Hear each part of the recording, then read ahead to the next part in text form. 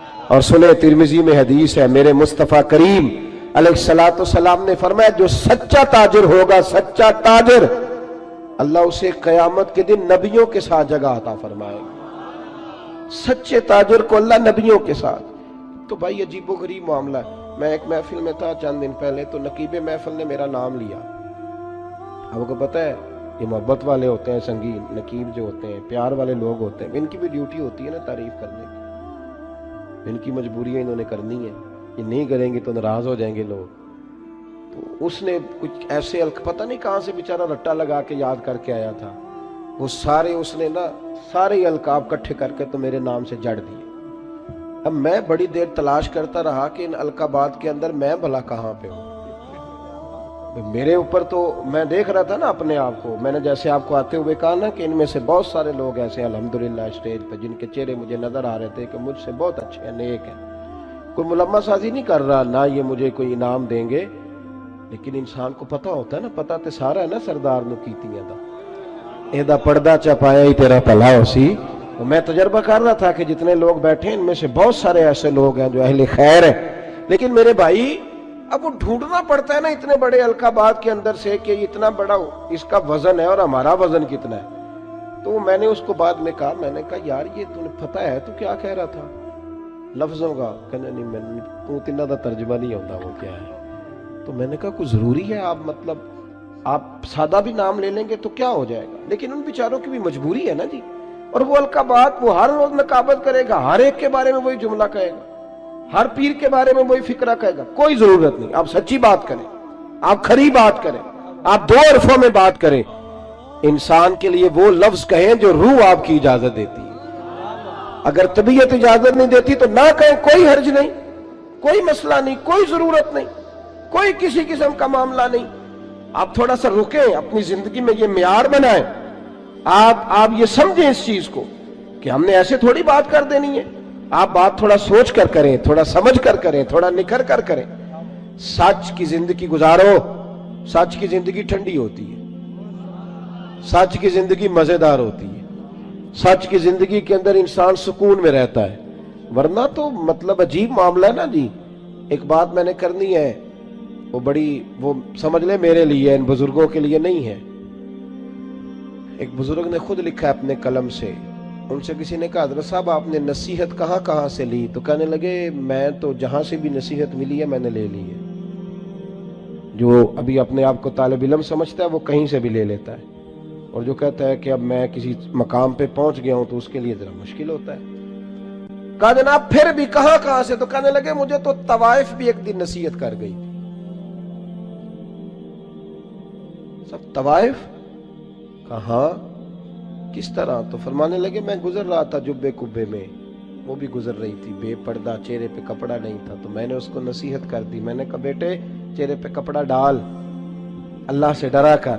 کہتے ہیں اس نے اسی وقت نقاب ڈال لیا، چہرے پہ کپڑا رکھا، کہنے لگی میں احتیاط کروں گی پر بزرگوں اجازت ہو تو ایک بات میں بھی کر دوں؟ کہتے ہیں میں نے کہا بیٹے کر لو۔ تو کہنے لگی حضرت صاحب میں جو ہوں نا میں وہی کہلاتی ہوں، آپ بھی بتلائیے جو آپ کہلاتے ہیں وہ ہیں آپ؟ جو آپ کہلاتے ہیں، جو آپ کو کہا جاتا ہے وہ ہیں آپ؟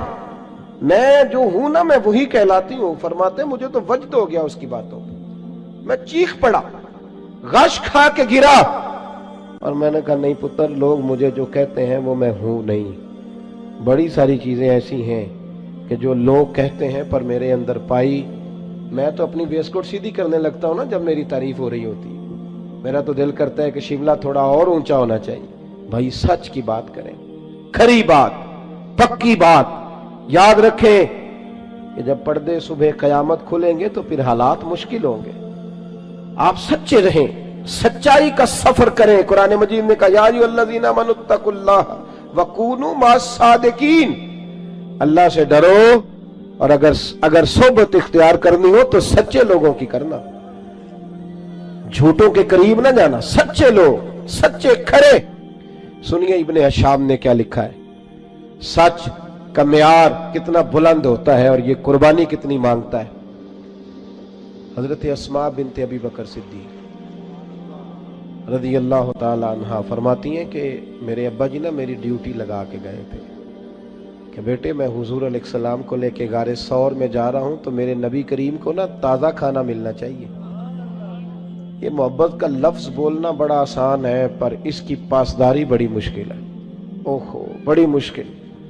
تازہ کھانا، آج نا حاجی سویرے سویرے جاتے ہیں عمرے والے اور صبح صبح 2-4 بوتلیں لے جاتے ہیں، غار ثور پہ جا رہے ہیں۔ اب رستہ بھی بن گیا ہے، دن کا وقت بھی ہوتا ہے، رستے میں بھی 2-4-5 جگہ پانی پینے کا بندوبست ہے، بوتلیں ملتی ہیں، پھر بھی حاجی واپس آ کے بڑھ کے مارتے ہیں۔ میں جی الحمدللہ سویرے ہی چلا گیا، بس 2.25 گھنٹے میں پہنچ گیا تھا، مسئلہ ہی کوئی نہیں، میں پھر آ گیا۔ بڑے لوگ رہ گئے جی، آپ گئے تھے جی، وہ 10 سے اوروں سے بھی پوچھتے ہیں آپ گئے غار ہرا پہ یا غار ثور پہ؟ 5413 فٹ اونچی غار ہے وہ، اور آج بھی صبح کے وقت لوگ جاتے ہیں تو پتہ نہیں 15-18 جگہ پہ رک کے سانس لیتے ہیں، پانی پیتے ہیں، پھر بھی مشکل ہے، اور دن میں جاتے ہیں۔ اس وقت تو رستہ بھی کوئی نہیں تھا، آج بھی جنگل ہے۔ جاگ رہے ہیں آپ حضرات؟ سمجھ آ رہی ہے میری باتوں کی؟ حضرت اسماء کی جب ڈیوٹی لگی تو حالت یہ تھی کہ حضرت ابوبکر صدیق نہ بیٹے کھانا پکانا اور دن کو نہ آنا، کوئی دیکھ نہ لے، رات کو آنا کھانا لے۔ یہ آپ کا ہستا بستہ گاؤں ہے، پر 10 بجے رات کو جوان بیٹی اگر ماچس لینے چلی جائے نا دکان پہ تو سویرے شور مچ جاتا ہے، اور باپ ہو سکتا ہے کہ پھر محلے والوں سے نظریں نہ ملا سکے کہ جوان بیٹی۔ عشق کا دعویٰ کرنا بڑا آسان ہے، اور یہ سپیکر جب میرے ہاتھ میں ہوتا ہے تو میں کہتا ہوں ایسے کر دوں گا، میں وہ کر دوں گا، پھر سپیکر کہیں پگڑی، یہ باتیں کرنی تو آسان ہے، جوش دکھانا تو بڑا آسان ہے، پر عمل کرنا اللہ چوں بگویم بمسلمانم بلرزم۔ جب میں کہتا ہوں میں مسلمان ہوں تو میں کانپ جاتا ہوں، جب میں کہتا ہوں یہ لفظ کہ میں حضور کا دیوانہ ہوں۔ اقبال کہتے ہیں مجھ پہ کپ کپی طاری ہو جاتی۔ سنو اور یاد رکھو، حضرت اسماء کہتی ہے ابا جی نے ڈیوٹی لگائی رات کو کھانا پہنچانا ہے، متی میں کھانا پکاتی، پھر میں مکے کی گلیوں میں دیکھتی دنیا سو جاتی رات کے وقت۔ بیٹیاں تو بڑی پیاری ہوتی ہیں نا، اور پھر رات کو بیٹی نکلے، اور عام گھر نہیں، سردار کی بیٹی۔ فرماتی ہیں کبھی کسی نے دستک ہی نہیں دی تھی، کسی کی طاقت ہی نہیں تھی ابوبکر صدیق کے دروازے کو دیکھے، لیکن ایک دن میں کھانا پکا رہی تھی تو میرے دروازے پہ شور ہوا۔ فرماتی ہیں شدید پریشانی کے عالم میں دروازے پہ گئی تو ابو جال کئی لوگوں کو لیے دروازے پہ کھڑا تھا۔ میں باہر نکلی، کیا بات ہے؟ تو کہتی ہیں بڑے مجمع میں اس نے پوچھا، کہنے لگا کہاں گئے ہیں ابوبکر صدیق، کہاں گئے ہیں نبی کریم علیہ السلام کو لے کر، بتاؤ۔ نوجوانوں ذرا غور کرنا، بات بات پہ جھوٹ بولنا کوئی نفع نہیں، پھر بھی جھوٹ، کہاں گئے ہیں؟ تو جناب اسماء کہتی ہیں کہ اب میرے سامنے 2 رستے تھے، اگر میں کہتی تھی کہ مجھے پتہ ہے تو میری وفا اجازت نہیں دیتی تھی، یہ تو ابھی جا کے حضور علیہ السلام کو تکلیف پہنچائیں گے۔ اگر میں کہتی تھی، میری باتوں کی سمجھ آ رہی ہے آپ حضرات؟ ذرا غور کریں کیا کہہ رہا ہوں، اس بات کی نزاکت کو سمجھیں۔ اگر میں کہتی ہوں کہ مجھے خبر ہے تو یہ تو تکلیف دیں گے، اگر میں کہتی ہوں مجھے پتہ نہیں تو یہ جھوٹ ہے، اور حضور اس کی اجازت نہیں دیتے۔ کتنا مشکل کام ہے، کہاں کھڑے ہو کہ کہاں سچ بولنا، اس معیار پہ، اس میدان پہ سچ بولنا۔ کہتی ہے مکے کا چوک، چاروں جانب دشمن اور میں اکیلی، اور وہ بھی عورت۔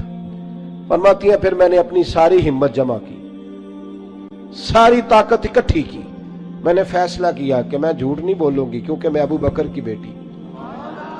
فرماتی ہیں میں نے ارادہ کر لیا، اب میں وفا بھی بچاؤں گی، دین بھی بچاؤں گی۔ اس نے پوچھا بتائیے کہاں ہے، جب زور سے بولا تو میں نے کہا ابو جان سن، پھر سن، مجھے خبر ہے وہ دونوں کہاں ہیں، پر تیرے اندر طاقت ہے تو پوچھ کے بتا، میں تمہیں بتاؤں گی نہیں وہ دونوں کہاں ہے طاقت تو پوچھ کے بتا۔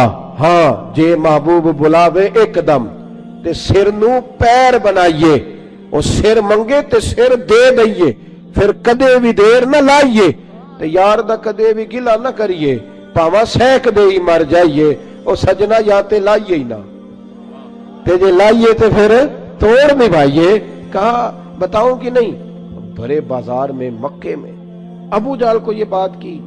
جب انسان دلیلوں سے عاجز آتے ہیں پھر لڑائی کرتے ہیں، दलील पास नहीं होती, फिर लड़ाई करते हैं। अबू जाल ने एक थप्पड़ मार दिया बेटी के मुंह पर। फरमाती है कभी किसी ने दरवाजे को नहीं देखा था, थप्पड़ लगा तो मैं जमीन पे गिरी, नीचे पत्थर था, मेरा कान पत्थर को लगा तो बाली फट गई, खून निकला।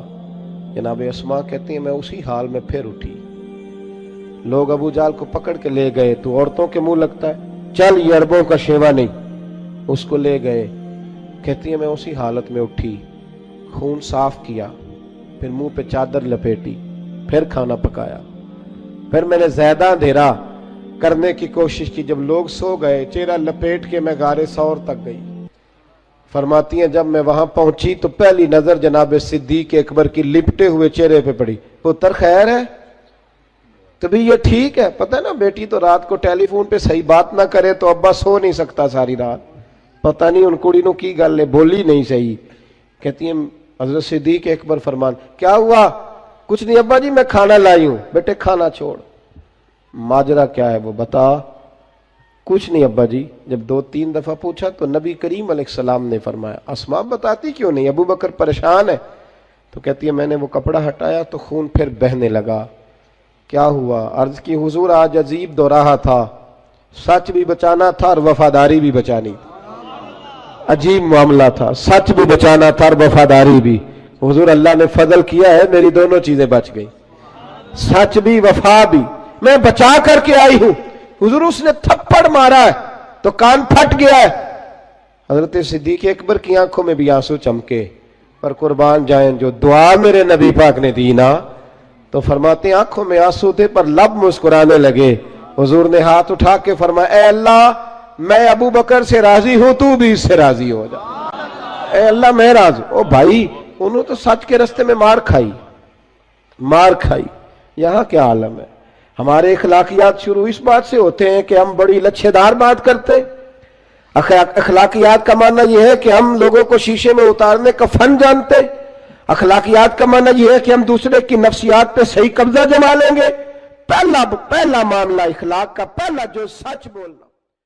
देके हुजूर आखण मंगते दी खैर होवे, देके हुजूर आखण मंगते दी खैर होवे, मंगता कवे सखी दे, मंगता कवे सखी दे, बूहे दी खैर होवे, देके हुजूर आखण मंगते दी खैर होवे, देके हुजूर आखण। और जन्नत बनी जगह लगया जड़ी जगह ते, जन्नत बनी जगह